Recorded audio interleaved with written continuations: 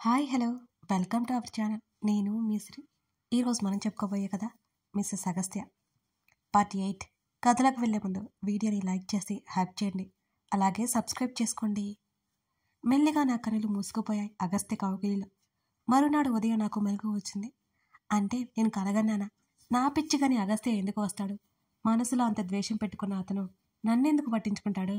ఇదంతా నా కలే.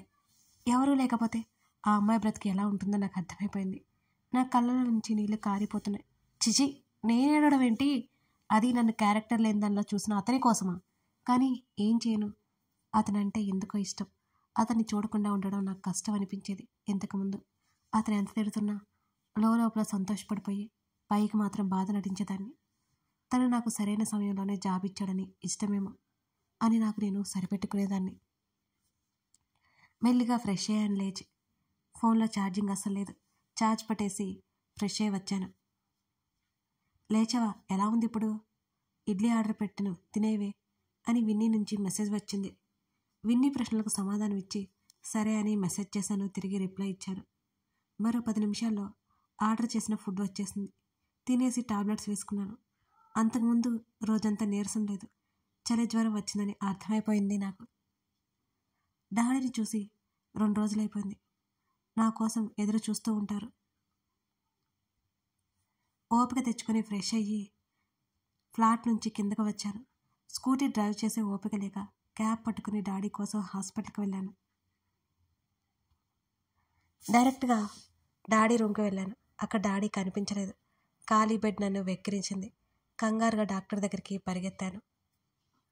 ఆయన నాకు బాగా తెలుసు కాబట్టి, అంకుల్ మా డాడీ ఎక్కడ ఉన్నారు అని అడిగాను నేను కాస్త కంగారుగానే. శ్రీదా, కంగారు పడకమ్మా, రూమ్ షిఫ్ట్ చేశాము అని చెప్పారు ఆయన. అదేంటి అంకుల్, రూమ్కి షిఫ్ట్ చేయడం ఏంటి? అలా ఎందుకు చేశారో నాకు అర్థం కాక అయోమయంగా అదే విషయం నేను అడిగాను. ముందు నీకు గుడ్ న్యూస్ చెప్పాలి శ్రీదా, మీ డాడీ కళ్ళు తెరిచారు అని డాక్టర్ చెప్పగానే సంతోషం అనిపించింది. మీరు అనేది నిజమా అంకుల్ అని అదే ఆశ్చర్యం అదే సంతోషంతో అడిగాను. అవునన్నట్టు తల ఊపి ఆయన నవ్వారు. అంకుల్, నేను మా డాడీని చూడొచ్చా అని అడిగాను. నేను అక్కడికే వెళ్తున్నాను పదా అని అన్నారు డాక్టర్. అలాగే అన్నట్టు తల ఊపి ఆయనతో పాటు డాడీ ఉన్నారు. అటువైపుకు నడిచాను నేను. అక్కడ నర్సు ఉంది. బెడ్ మీద డాడీ కళ్ళు మూసుకొని పడుకొని ఉన్నారు. ఆతృతగా దగ్గరికి వెళ్ళి డాడీ అని పిలిచాను నేను. కొన్ని నిమిషాల తర్వాత మెల్లిగా కళ్ళు తెరిచి నా వైపు చూశారు. డాడీ అని ఏడుస్తూనే పిలిచాను. డాడీకి మాట రావడం లేదు. బేబీ అంటూ చాలా అంటే చాలా చిన్నగా చెప్పారు. నన్నే చూస్తున్నారు. మా డాడీ చేతులు పట్టుకొని ఏడ్చేశాను నేను. మా డాడీ కంట్లో కూడా కన్నీరు. మా డాడీ ఎంత స్ట్రాంగ్, ఎంత అందంగా ఉండేవారు. ఇప్పుడు చాలా వీక్ అయిపోయారు. నాకు డాడీ అంటే ఎవరు నమ్మేవారు కాదు. నాకు బ్రదర్లా ఉండేవారు. మా డాడీ వయసు చాలా తక్కువ, కానీ ఇప్పుడు చాలా వెయిట్ లాస్ అయిపోయారు. చాలా వీక్గా కనిపిస్తున్నారు. డాడీని అలా చూస్తుంటే ఇంకా ఏడుపు వచ్చేస్తుంది నాకు. ఎలా ఉన్నావు బేబీ అని చాలా చిన్నగా అడిగాడు డాడీ. బాగున్నట్టు తల ఊపి అంకుల్, ఇప్పుడు డాడీకి పూర్తిగా బాగైపోయినట్టేనా అని అడిగాను. అప్పటి వరకు నవ్వుతూ మమ్మల్ని చూసిన డాక్టర్ అంకుల్, మీ డాడీ లేవలేరు సిద్ధా, ఇంకా సెట్ అవ్వలేదు అని అన్నారు. అయోమయంగా చూశాను నేను. నా సంతోషం ఒక్క క్షణంలో ఆవిరైపోయింది ఆయన మాటలు విన్న తర్వాత. డాడీ వైపు కంగారుగా చూసి వెంటనే డాక్టర్ అంకుల్ని చూస్తూ ఏమైంది అంకుల్, బాగానే ఉన్నారు కదా డాడీ అని అదే కంగారుతో అడిగాను. బ్రెయిన్ నుంచి వెళ్ళే నర్వ్స్ యాక్టివ్గా లేవు శ్రీత, కోలుకోవడానికి టైం పడుతుంది. అప్పటి వరకు మా అబ్జర్వేషన్లోనే ఉండాలి అని అన్నారు డాక్టర్. డాడీ మాట్లాడడమే నాకు సంతోషం. డాడీకి ఏమీ కాలేదు, ఇప్పటి నుంచి నాతోనే ఉండబోతున్నారని బాగా సంతోషపడిపోయాను. అలాగే అంకుల్, జాగ్రత్తగా త్వరగా మా డాడీ రికవర్ అయ్యేలా చూడండి ప్లీజ్ అంటూ కళ్ళు తుడుచుకున్నాను నేను. రేపటి నుంచి ఫుడ్ పెట్టచ్చు అని డాక్టర్ అన్నారు. అక్కడ డాడీ దగ్గర నేనే ఉండాలని గట్టిగా ఇక ఫిక్స్ అయిపోయాను. డాడీ ట్రీట్మెంట్కి నా ఖర్చులకి పోగా నా సేవింగ్స్ ఇంకా 3 లక్షల వరకు ఉన్నాయి. అవి డాడీ కోసమే నేను దాచి ఉంచాను. మనసులోనే కొన్ని లెక్కలు వేసుకుని రేపటి నుంచి మా డాడీ దగ్గర నేనే ఉంటాను అంకుల్ అని చెప్పాను. ఆయన సరే అన్నట్టు తల ఊపి డాడీకి జ్యూస్ తాపించమన్నట్టు నర్స్కి చెప్పారు. స్పూన్తో ఫీడ్ చేసింది నర్స్. కాసేపటికి డాడీ టాబ్లెట్స్ ప్రభావంతో నిద్రపోయారు. ఎక్కువసేపు మాట్లాడలేకపోయారు. నేను చాలా సంతోషంగా ఉన్నాను. ఆ విషయం వెంటనే విన్నీకి, రామ్కి షేర్ చేశాను. ఆ టైంలో అగస్త్య గురించి నేను తాత్కాలికంగా మర్చిపోయాను. డాడీతో పాటు హాస్పిటల్లో ఉండాలి అనుకున్నానిక. తర్వాత రోజు రామ్తో పాటు తన పేరెంట్స్ కూడా వచ్చారు హాస్పిటల్కి, డాడీని చూడ్డానికి అన్నట్టుగా. వాళ్ళతో పరిచయం ఉంది కాబట్టి డాడీ మాట్లాడుతున్నారు. కాసేపు మాట్లాడి వాళ్ళు వెళ్ళిపోయారు. రామ్ నాతో పాటు చాలాసేపు అక్కడే ఉన్నాడు. రామ్, నేను చూసుకుంటాను, ఇక నువ్వు కూడా వెళ్ళు అని అన్నాను. శ్రీ, ఉండకూడదా నేను అని చిన్నగా నవ్వుతూ అడిగాడు రామ్. అదేం లేదు, నేను మేనేజ్ చేసుకుంటాను, నీకెందుకు ఇబ్బంది చెప్పు అని అన్నాను రామ్తో. టేక్ కేర్ శ్రీ అని మరొకసారి డాడీకి చెప్పి రామ్ వెళ్ళిపోయాడు.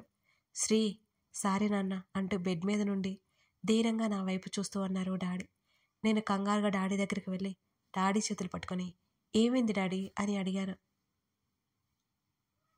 నా వల్ల నువ్వు ఎంతో కష్టపడుతున్నావు కదరా, నీకు కష్టం లేకుండా నేను ఆ రోజే పోతే అంటున్న డాడీ మాటలకు నేను ఏడ్చేశాను. డాడీ ప్లీజ్ అలా మాట్లాడుకో, నువ్వు తప్ప నాకు ఎవరున్నారు చెప్పు, నువ్వు అలా మాట్లాడావంటే నాకు ఏడుపు వస్తుంది. నువ్వు నన్ను చిన్నప్పటి నుంచి ఒక్కడవే పెంచి పెద్ద చేసావు కదా డాడీ, ఇప్పుడు నా వంతు డాడీ, నేను నీ కూతుర్నైతే నువ్వు నా తండ్రివి, ఈ లోకంలో నాకున్న ఒకే ఒక బంధానివి, నీ కోసం కాకపోతే నేను ఇంకెవరి కోసం చేస్తాను, ఇంకోసారి అలా మాట్లాడడం ప్లీజ్ డాడీ, అలా మాట్లాడకండి, నేను అసలు ఒప్పుకోను అంటూ గట్టిగా ఏడ్చేశాను. నాకు అర్థమైపోయింది అవన్నీ ఆంటీ వాళ్ళు డాడీతో అన్నారు అని. ఏడవకు బేబీ, నేను త్వరలో కొలుకుని మళ్ళీ నా బేబీని తిరిగి తెచ్చుకుంటానని డాడీ దృఢంగా అన్నారు. డాడీ అనుకున్నారంటే చేసి తీరుస్తారు. అయినా నేను ఏడుపు ఆపలేకపోయాను. ఇన్ని రోజులు దాగున్న కన్నీళ్లు నాకు ఇప్పుడు బయటకు వచ్చేస్తున్నాయి. కాసేపటి తర్వాత కళ్ళు తుడుచుకున్నాను.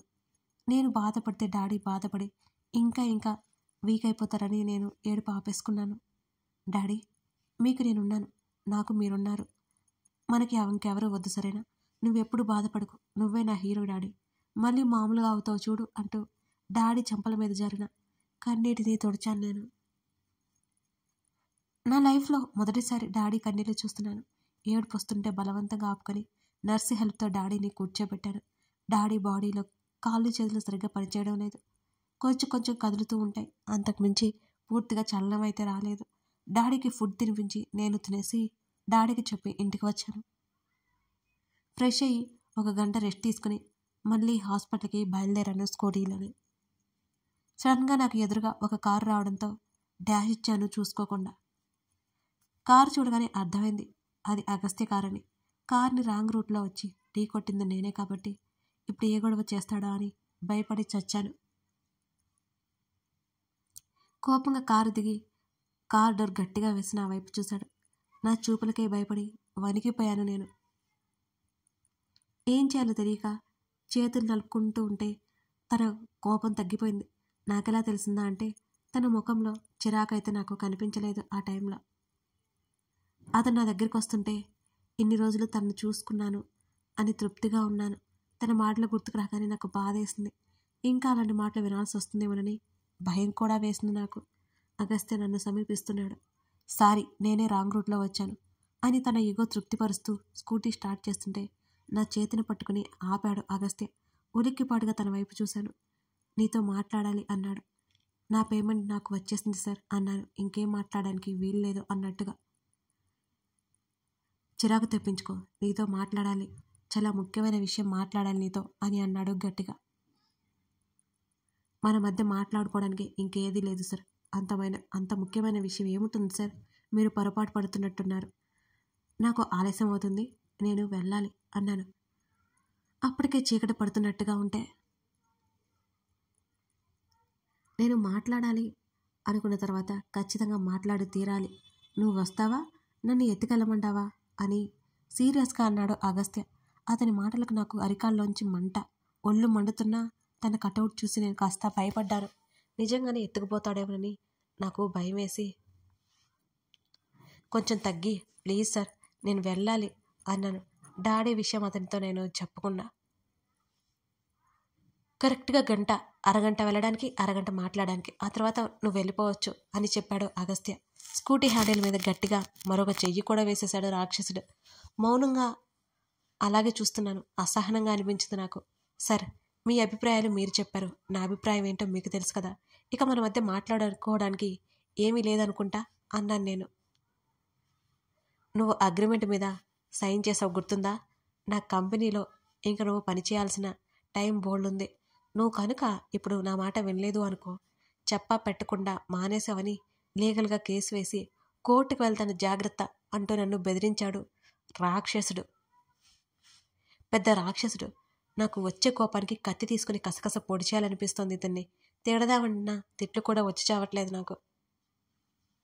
చచ్చినట్టు ఇప్పుడు తనతో వెళ్లాల్సిందే. పెద్ద ఈగోయిస్ట్ పర్సన్ ఇతను. కేసు వేసినా వేస్తాడు ఈ రాక్షసుడు. సరే సరే చెప్పండి సార్ అన్నాను. నేను చెప్పింది నువ్వు సరిగ్గా వినలేదా?